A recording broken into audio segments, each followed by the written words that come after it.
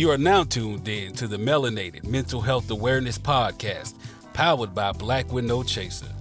This is Season 1, Session 2, entitled The Revolution is Live, Managing the Current Racial Trauma. This session is brought to you by this week's correspondent, Ms. DeShara C. Doub. Grand Rising, beautiful, courageous, and resilient people. Thank you for tuning into the inaugural Melanated Mental Health Awareness Podcast, brought to you by Black with No Chaser. My name is DeShara Doub, and I am your new favorite therapist and social worker.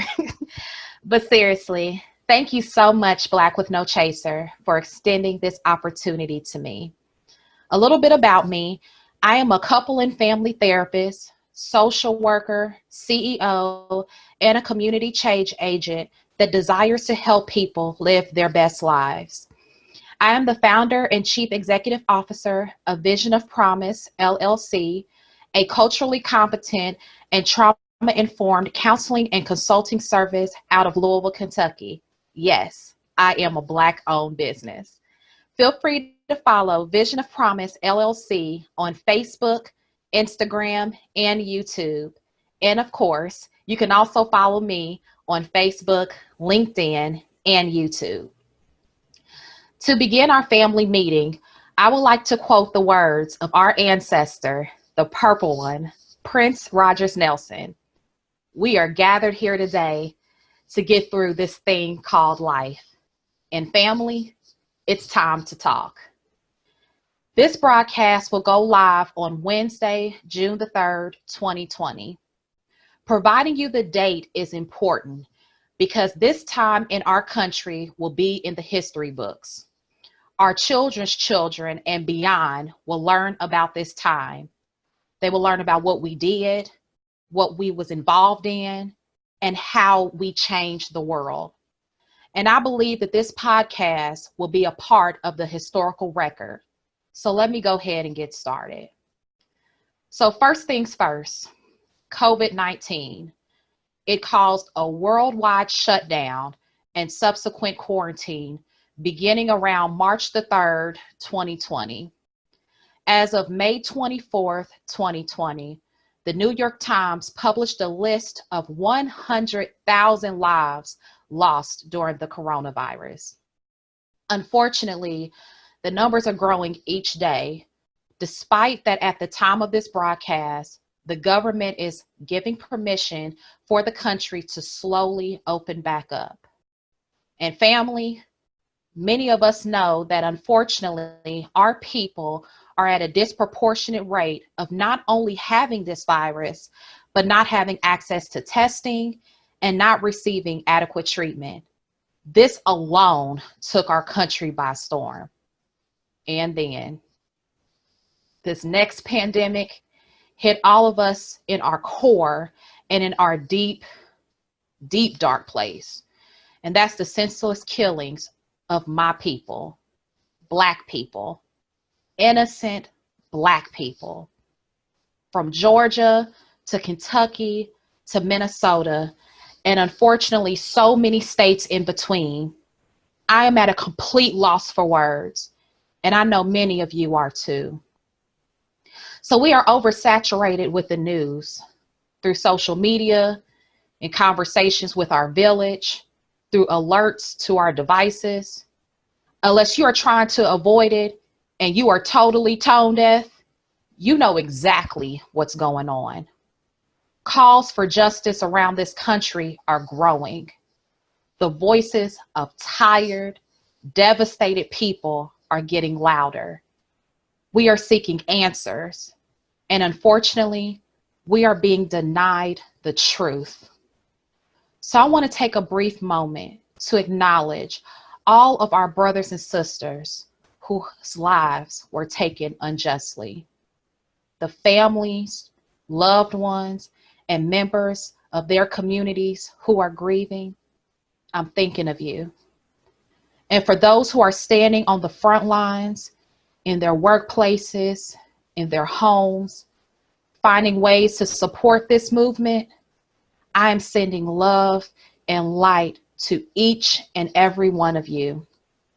Thank you for getting up each day and making the world a better place for all of us.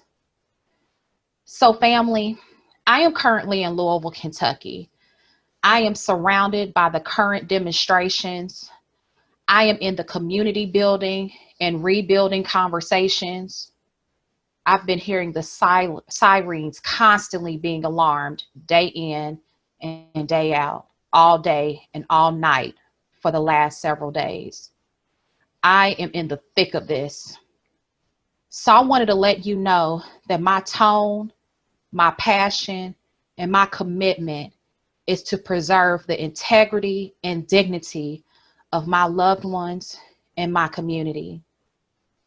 So I wanted to just provide you a bit of background specifically around Louisville. The demonstrations and calls to action did not just start recently.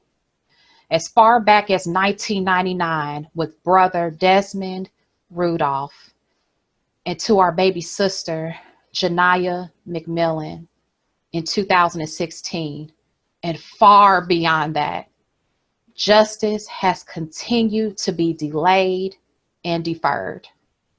So to each and every social action and civil rights organization and group displaying excellence and peaceful demonstrations, thank you. And especially to the families of not only Sister Breonna Taylor, but for so many, oh, so many innocent people who have been slain. I dedicate this podcast episode to you. So my intentions for today's podcast is twofold. One, to create safe space for honest conversation and expression, the real and the raw emotions of this time. And two, to provide some practical tips to manage life within this quote unquote new normal. As a Black woman, as a mental health provider, this time in our world is not easy for me. And I know it's not that easy for many of you as well. But I am making it my priority and my mission to do my part by extending my gifts, knowledge, and talents to each of you. So a few days ago, I was practicing some intentional self-care.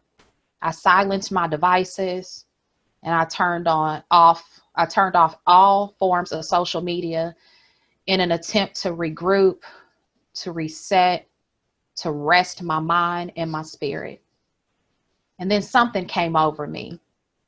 The words of who I affectionately called Prophet Gil Scott-Heron. I'm going to give you just a few words from this good text entitled, "The Revolution Will Not Be Televised." Listen up, family. You will not be able to stay home, brother. You will not be able to plug in, turn on, or cop out. You will not be able to lose yourself on Skag and skip out for beer during commercials because the revolution will not be televised. On Search for Tomorrow, because Black people will be in the streets looking for a brighter day. There will be no highlights on the 11 o'clock news. The revolution will not be right back after a message about a white tornado, white lightning, or white people. The revolution will put you in the driver's seat. The revolution will not be televised. It will not be televised. The revolution will be no reruns, brothers and sisters. The revolution will be live. This masterpiece was recorded on April 19th, 1971. 1971. This song was recorded 49 years ago. And I don't know about y'all, but as liberating and powerful as this piece is, it saddens me that this song is still just as relevant today. This is just one of many Black liberation and freedom anthems. But it reminds me at times that we have come so far, and other times how far we still have to go. So today, I wanted to lift up our brother, Gil Scott-Heron, and many, many other artists and revolutionaries who found a way to engage in the demonstrations of freedom and equality. And for you listening, I hope you know that each of you have a gift, a resource, knowledge, and even stamina that can contribute to this movement. And if you are unable to get in the streets to raise signs and walk and say aloud, that is okay. You are still important and you're needed. I've had many conversations around people not knowing how to get involved or verbalizing a sense of helplessness on the inability to do what others are doing to visibly demonstrate. But for those who prefer the background, even those who prefer to be anonymous, we need you. The community needs you. The families and loved ones of our fallen brothers and sisters need you. And this is my first mental health tip. Determine how you can turn your pain and frustration into power. If you are a writer, write something. If you are an artist, create.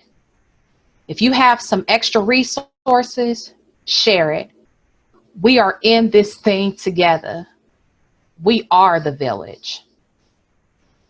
The next tip I have is to make space for your feelings. We all are feeling a multitude of ways. And we may have been feeling this way for a really long time. But it has been suppressed because of fear or maybe because of hopelessness. But however it's been suppressed, let it out. Freedom starts in your mind. You must set your mind free and your spirit will follow. This can be done through meditation. It can be done through talking to your most trusted confidants and loved ones. It could be done by exercising and getting some of that energy out. Your feelings are important, and it's crucial for you to find a way to just get it all out. And my final tip, seek help at the moment that you need it. One thing I know about getting help is that many of us wait until it's at the point of no return to ask for it or to seek it out. Your mental health and wellness is the foundation for your life. And if you don't feel good, if you're unable to process your emotions or unable to navigate life in a well state, brother, sister, please tell somebody. The beautiful thing about platforms such as this is that you are exposed to amazing leaders in the mental health field who can assist you in finding the resources that's right for you. Also, browsing the internet can sometimes be our friend too. So ask around. Word of mouth is a powerful tool. There are many therapists and mental health professionals in the community who are committed to your wellness and wholeness and also understand your culture and are in this thing with you. So right now, everybody listening, I want you to repeat after me. I will get what I need to be whole and to be my best self. One more time. I will get what I need to be whole and to be my best self. I really hope that you all repeated this with me because I want you to be great. I want you to live to your full potential. It's not too late. It's time to make a commitment to yourself today. So before I close out this inaugural podcast, I just wanted to take a moment to once again thank Black with No Chaser for extending this opportunity. This has most certainly been a healing space for me, and I'm hopeful that it was for you as well. Again, follow me on social media at DeSharaCDoub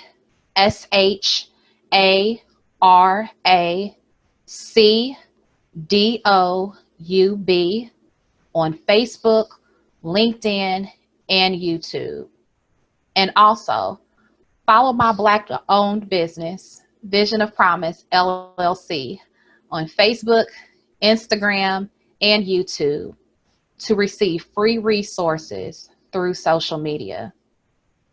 So in closing, I will recite the words of our ancestor, my sister, Fannie Lou Hamer.